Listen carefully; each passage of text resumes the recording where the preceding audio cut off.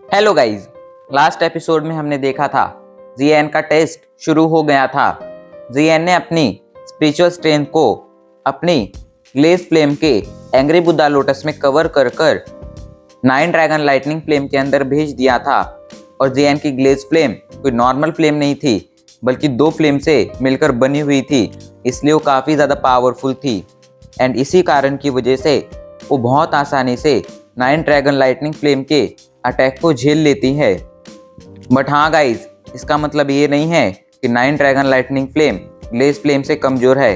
9 dragon lightning flame glaze flame से ज़्यादा powerful है। टेस्ट के सक्सेसफुल होते ही जब टैंग ज़ेन जीएन से पूछते हैं फिर रिफाइन करने के बाद आप रिवॉर्ड में क्या मांगेंगे, तो जीएन कहता है मुझे रिवॉर्ड में स्काई फायर 3 मिस्टीरियस चेंज चाहिए। ये सुनकर टैंग ज़ेन शॉक हो जाते हैं। अब आगे sky fire 3 mysterious change burning flame valley की एक ऐसी विरासत थी जो सिर्फ बर्निंग फ्लेम वैली के डिसाइपल्स को और बर्निंग फ्लेम वैली के लोगों को ही दी जाती थी। स्काई फायर 3 मिस्टीरियस चेंज सभी वॉरियर्स के लिए फायदेमंद नहीं थी, पर जो इसे सीखकर इस्तेमाल करने के काबिल होते थे उनके लिए ये किसी वरदान से कम नहीं थी। बर्निंग फ्लेम वैली के कोर डिसाइपल को भी स्काई फायर 3 मिस्टीरियस चेंज का बस एक ही चेंज दिया जाता था। आज तक बर्निंग फ्लेम वैली में भी बहुत ही गिने चुने ऐसे योद्धा हुए थे जो स्काई फायर 3 मिस्टीरियस चेंज को पूरी तरह से सीख पाए थे, मतलब उसके तीनों चेंज को सीखने में कामयाब रहे थे। जीएन की मांग सुनकर टैंग ज़ेन थोड़ी देर सोचते हैं, फिर कहते हैं सॉरी यंग फ्रेंड जीएन, मैं आपकी इस मामले में मदद नहीं कर सकता हूँ। मैं बर्निंग फ्लेम वैली का हेड हूँ, लेकिन स्काई फायर 3 मिस्टीरियस चेंज हमारी बर्निंग फ्लेम वैली की एक बहुत ही प्राचीन विरासत है जो मैं किसी भी हालत में आपको नहीं दे सकता हूँ। हाँ, अगर आप हमारी बर्निंग फ्लेम वैली को ज्वाइन कर लेते हैं और यहीं पर रह जाते हैं तो ये चेंज मैं आपको दे सकता हूँ। ये बात सुनकर जीएन मना कर देता है। वो आखिर बर्निंग फ्लेम वैली में कैसे रह सकता था? उसे तो अपनी जर्नी आगे जारी रखनी थी, उसे यूनर के पास भी जाना था और हॉल ऑफ सोल से भिड़कर मास्टर को भी बचाना था। जीएन की ना सुनकर टैंग ज़ेन कहते हैं सॉरी यंग फ्रेंड येन, मैं आपकी कोई मदद नहीं कर सकता हूँ। मैं आपको वो स्काई फायर 3 मिस्टीरियस चेंज नहीं दे सकता हूँ। ये सुनकर जीएन कहता है पर अगर मैंने आपके पिल रिफाइनिंग में हेल्प नहीं की तो आप वो पिल रिफाइन नहीं कर पाएंगे। ये बात सुनकर टैंग ज़ेन कहता है अगर हम वो पिल रिफाइन नहीं कर पाए तो हम उसके लिए पिल टावर से रिक्वेस्ट करेंगे कि वो हमारे लिए वो पिल रिफाइन कर दें। ये बात सुनते ही जीएन को एक आइडिया आ जाता है।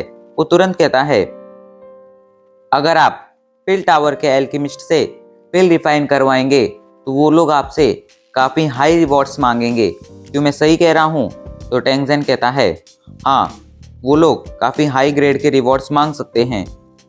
जीएन कहता है लेकिन फिर भी उनके सक्सेस रेट हाई होंगे इसकी कोई गारंटी नहीं है, और ऐसा भी हो सकता है कि वो आपको एक पिल रिफाइन कर तो ना दें, लेकिन आपसे वो रिवॉर्ड जरूर ले लें जो आपको उन्हें पिल रिफाइन करने के बाद देना था।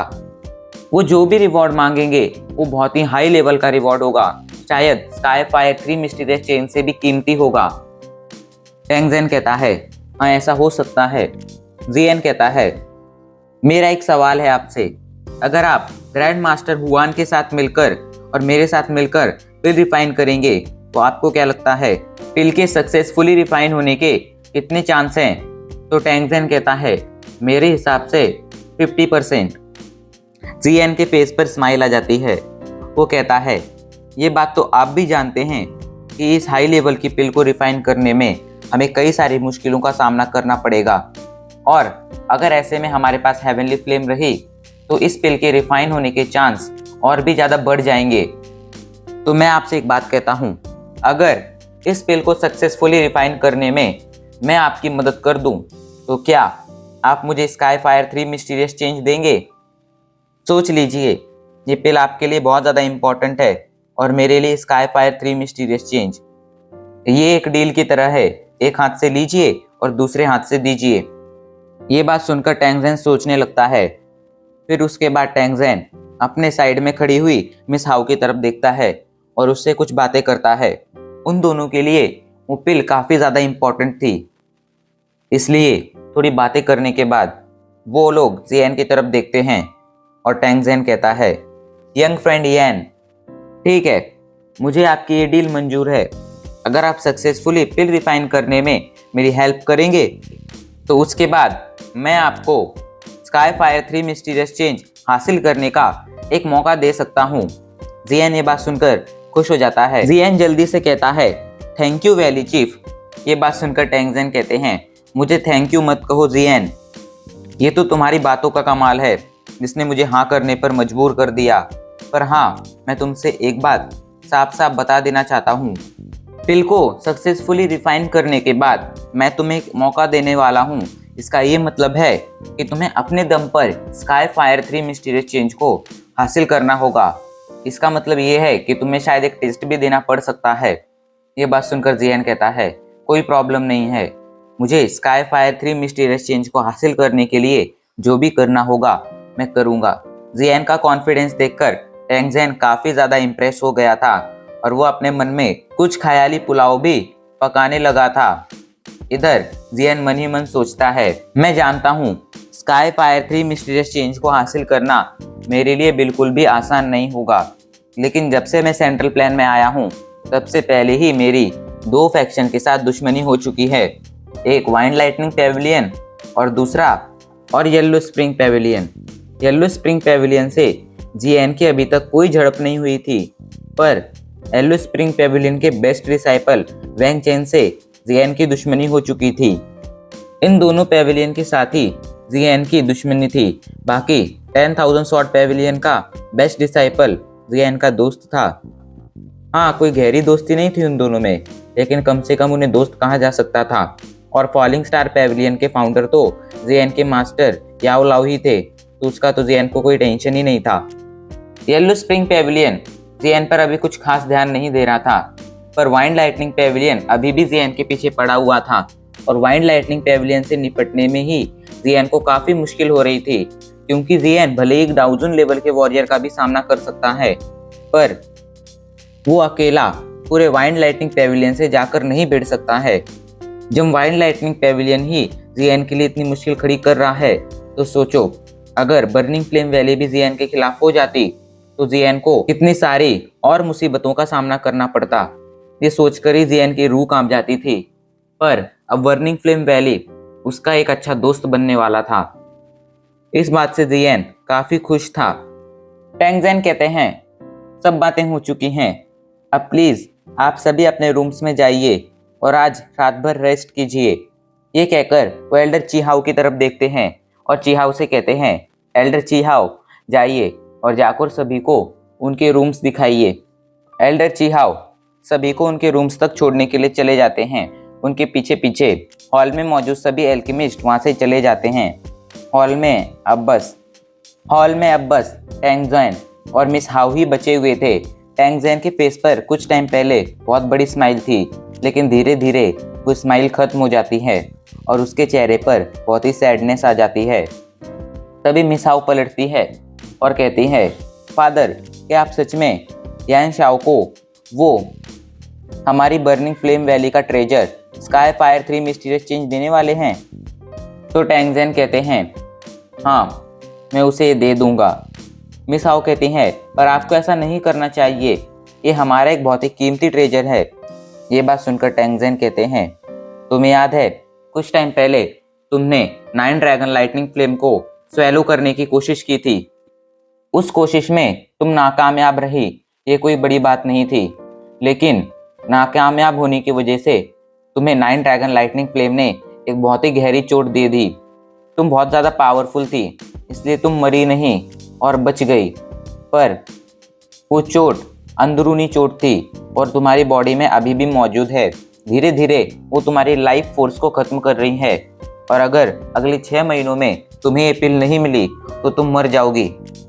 स्काई फायर 3 मिस्टीरियस चेंज हमारी बर्निंग फ्लेम वैली का बहुत ही कीमती ट्रेजर है, पर वो मेरी इकलौती बेटी से ज़्यादा इम्पोर्टेंट नहीं है। ये लड़का यान शाओ जितना दिखता है उतना सीधा नहीं है और उतना नॉर्मल भी नहीं है। ये बहुत ही ज़्यादा पावरफुल है और इसका बैकग्राउंड भी बहुत ही स्ट्रॉन्ग है। तुम अपने आप को देखो, तुम बर्निंग फ्लेम वैली से बिलोंग करती हो। तुम्हारे पास रिसोर्स की कोई कमी नहीं है, पर तुम अभी तक एक भी हेवनली फ्लेम कंट्रोल नहीं कर पाई हो, हासिल नहीं कर पाई हो। पर उस लड़के को देखो, उसके पास एक हेवनली फ्लेम है और इतनी कम एज होने के बावजूद वो उस हेवनली फ्लेम को बहुत अच्छे से कंट्रोल करता है। इसका मतलब जानती हो? इसका मतलब ये है कि वो जितना दिखता है उससे कई गुना ज़्यादा पावरफुल है, और अगर हमारा उसके साथ अच्छा रिलेशन बन गया तो फ्यूचर में हमें बहुत ज़्यादा फायदा होगा। मतलब समझ रही हो? स्काई फायर 3 मिस्टीरियस चेंज को देने से हमें एक नहीं बल्कि कई सारे फायदे होने वाले हैं। मिस हाओ कहती है, पर फादर, क्या यैन शाओ उस टेस्ट को पास कर पाएगा? तो टैंग ज़ेन कहते हैं, पता नहीं, जहाँ तक मुझे लगता है एल्डर काउंसिल को पास करना बहुत आसान नहीं होगा। हमें उसके लिए काफ़ी ज़्यादा मेहनत करनी पड़ेगी, खासकर कि एल्केमिस्ट यैन शाओ को। मिस हाओ कहती है, क्या आपको लगता है यैन शाओ के टेस्ट देने पर एल्डर्स काउंसिल मान जाएगी? तो टैंग ज़ेन कहते हैं, मैं बर्निंग फ्लेम वैली का वैली चीफ हूँ और मेरे पास भी कुछ राइट्स हैं। उन राइट्स के दम पर मैं जियान को एक चांस दे सकता हूँ, पर हाँ, अगर एल्डर काउंसिल को इम्प्रेस करने की बात है तो वो जियान पर ही डिपेंड करता है। उसे ही अपनी एबिलिटी से एल्डर काउंसिल को इम्प्रेस करना होगा। मिस हाओ कहती है, अगर ऐसे में उसके साथ कुछ गड़बड़ हो गई तो ये उसकी गलती होगी, ना कि हमारी। टैंग ज़ेन कहता है, जहाँ तक मुझे लगता है वो ऐसा कर लेगा, क्योंकि इतनी कम एज में उसने एक हेवनली फ्लेम हासिल कर ली है।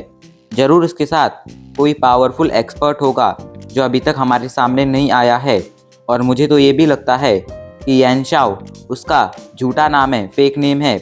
उसका रियल नेम कुछ अलग है। यैन शाओ अपनी रियल पहचान हमसे छिपा रहा है। मिस हाओ कहती है, ये बात तो मेरी भी समझ में आ रही है। टैंग ज़ेन अपनी सीट से उठते हैं और कहते हैं, अब मैं जा रहा हूँ, तुम जाकर फिर रिफाइनमेंट की तैयारी करो, सभी मेडिसिनल इंग्रेडिएंट को तैयार करो।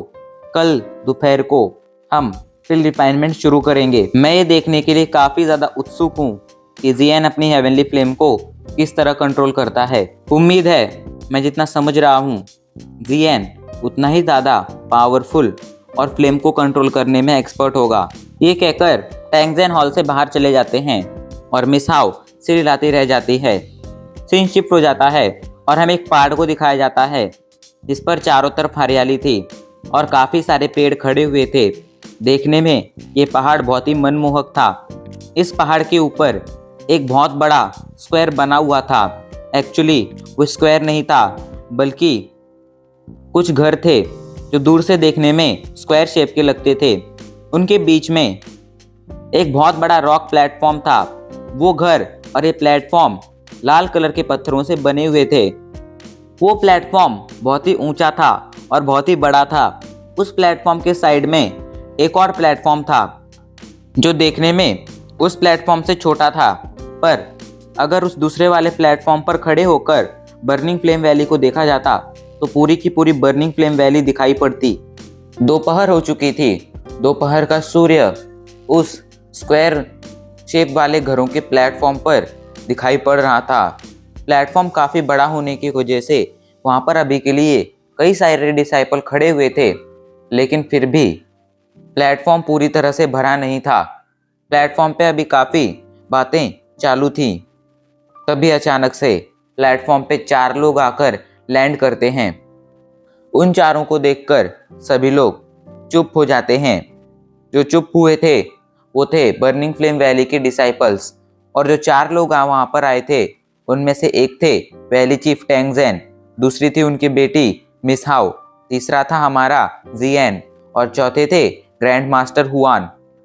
सभी डिसाइपल जानते थे आज टैंग ज़ेन अपने बेटे के लिए एक पिल रिफाइन करने वाले हैं, और कोई नहीं चाहता था कि उनकी बड़बड़ की वजह से टैंग ज़ेन के पिल रिफाइनमेंट में कोई गड़बड़ हो। सभी डिसाइपल्स लाइन में खड़े हुए थे। सबसे आगे सबसे पावरफुल डिसाइपल खड़े हुए थे और उनके पीछे रैंक के अनुसार कमज़ोर कमज़ोर डिसाइपल्स खड़े हुए थे। वहाँ पर बर्निंग फ्लेम वैली के भी कई सारे एल्डर्स आ चुके थे एल्डर चिहाओ भी वहाँ पर मौजूद थे। अब एक एक कर वहाँ पर सभी एल्केमिस्ट ग्रैंड मास्टर भी आने लगते हैं। वो सभी पिल रिफाइनमेंट देखने आए थे। उन्हें वैली चीफ टैंगजेन ने देखने के लिए बुलाया था। ग्रैंड मास्टर शाओ भी इनमें से एक थे, लेकिन आज जो सबसे ज्यादा उत्सुक था वो ग्रैंड मास्टर मो था, क्योंकि वो देखना चाहता था कि किस तरह जियन इस पिल रिफाइनमेंट में फेल होता है और किस तरह उसे लात मारकर बर्निंग फ्लेम वैली से निकाला जाता है। लेकिन शायद वो ये भूल चुका था कि जियन भले ही आज पिल रिफाइनमेंट में सक्सेसफुल ना हो, पर उसके सीक्रेट बैकग्राउंड की वजह से और वो एक ग्रेड 7 का एल्केमिस्ट होने की वजह से कोई भी, यहाँ तक कि बर्निंग फ्लेम वैली भी उसके इंसल्ट करने की हिम्मत नहीं करेगा। अब सभी लोग वहाँ पर आ चुके थे। ये देखकर टैंगजेन कहते हैं, क्या आप दोनों तैयार हैं? तो जियन और ग्रैंड मास्टर हुआन हाँ में सिर हिला देते हैं और हमारा ये एपिसोड यहीं पर ख़त्म हो जाता है।